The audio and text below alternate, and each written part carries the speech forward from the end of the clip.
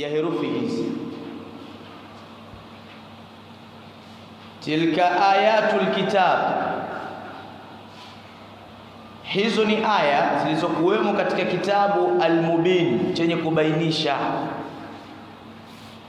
Na al-kitabu hapo imekuja maarifa, bimaana ni Qur'ani. Tilka ayatul kitabil mubin, hizo ni aya zilizomo katika kitabu chenye kubainisha.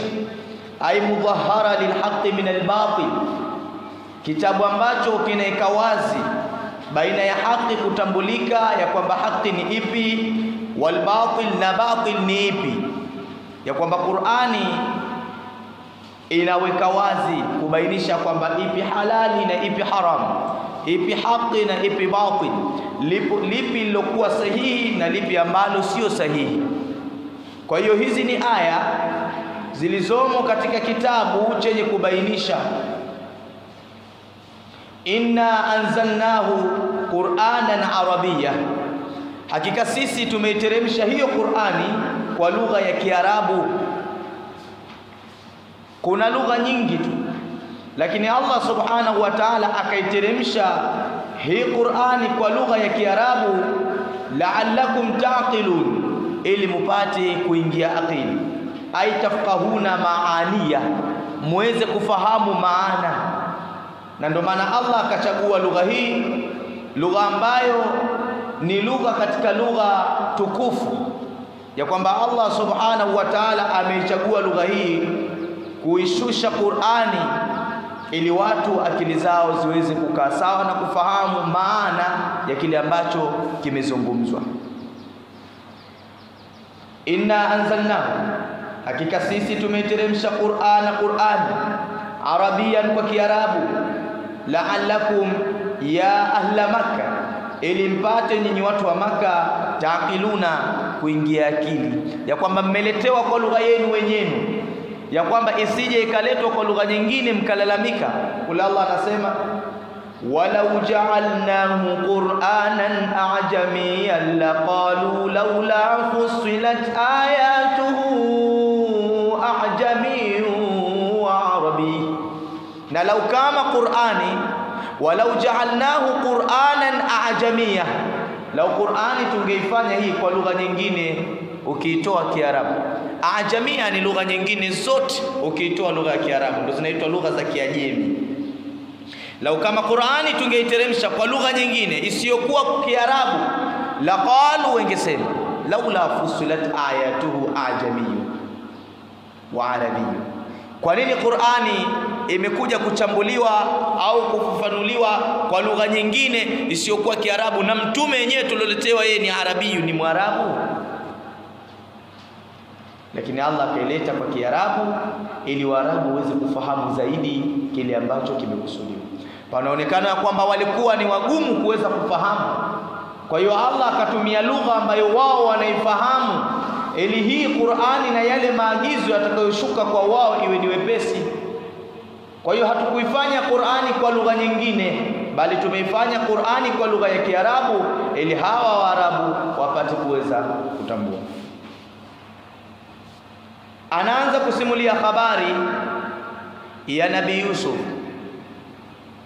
na habari yetu anaianza kuisimulia Yusuf anaamka asubuhi akiwa ameota ndoto. Ndoto hii anaisimulia kwa baba yake, na ndio inakuwa ndo habari ya kuwatuanzia mada ya habari ya Nabii Yusuf pamoja na ndugu zake na mzee Yaqub. Nahnu naqussu alayka ahsana alqasas bima awhayna ilayka hadha alquran wa in kunta min qablihi lamina alghafilin. إذ قال يوسف لأبيه يا أبت إني رأيت 11 كوكبا والشمس والقمر رأيتهم لي ساجدين. نحن نقص عليك, hakika sisi tunasimulia juu yako ewe Muhammad. Nahnu sisi, naqussu alayka, tunakusimulia juu yako ahsana alqasasi, simulizi iliyokuwa nzuri sana. Yani hichi kisa kinatajwa kwa ubora wake, ahsanal qasasi, simulizi iliyokuwa nzuri sana. Na katika Qur'ani, katika kisa chenye kusisimua na kuleta ladha ya kipekee, basi ni kisa cha Nabii Yusuf, kwa sababu kwanza kimekuja mwanzo mpaka mwisho katika sura moja, ya kwamba ni sura maalumu iliyobeba habari ya kisa cha Nabii Yusuf mwanzo mpaka kufika mwisho. Ndio sababu ya kuitwa ahsan al-qasas, na ahsan ismu tafdhil, ya kwamba visa vingine ni vizuri lakini hichi kinapanda chati, kinakuwa ni ahsan al-qasas, ya kwamba ndo habari ya mjini, kimetia fora katika mji. Nahnu sisi nakusu alaika, tunasimulia juu yako ewe Muhammad, ahsana alqasasi, simulizi iliyokuwa nzuri sana, kisa safi kabisa, ya kwamba kina ladha ya aina. Bima auhaina ilaika, kwa yale ambayo tumeyafunua kwako ewe Muhammadi, hadha alquran, katika hii Qurani. Muhammadi, tumekufunulia katika Qurani mambo mengi sana. Katika hayo ambayo sisi tumekufunulia, basi tunakupa simulizi ya hichi kisa kilichokuwa kizuri sana. Wa in kunta min qablihi, na ulikuwa wewe Muhammad kabla ya hapa, la minal ghafilina, ni mwenye kughafilika, hujui habari hizi, ya kwamba Muhammad ulikuwa hujui hasa kama Yusuf alipitia kadha kadha, ilikuwa kuna jambo hili na hili, ulikuwa hujui. Sasa sisi ndo tunakusimulia. Nahnu sisi nakusu alaika, tunasimulia kwako ahsana alqasas, simulizi iliyokuwa nzuri sana. Bima auhaina ilaika, kwa yale ambayo tumeyafunua kwako, hadha alquran, katika hii Qur'an. Wa in kunta, na ulikuwa wewe Muhammad min qablihi, kabla hatujakusimulia, la minal ghafilina, miongoni mwa walioghafilika, ulikuwa hujui habari hizi. Sasa sisi tunakusimulia ilikuwaje habari za huyu Yusuf. Yusuf anaamka asubuhi, anamsimulia baba yake mzee Yaqub. Idh qala Yusuf li abihi, aliposema Yusuf kumwambia baba yake mzee Yaqub. Na mzee Yaqub alipata watoto 12, alipata watoto 12.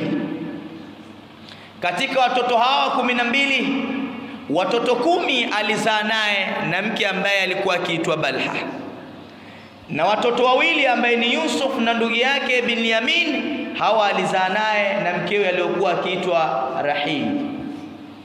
Yusuf alikuwa na wake 2, mmoja Balha ambaye ndio mke mkubwa aliyemzalia watoto 10, na mke mdogo ambaye alikuwa akiitwa Rahil ambaye alimzalia watoto 2, na alifariki mke huyu katika hali ya nifasi alipokuwa akijifungua huyu mtoto wa pili ambaye ni Binyamin.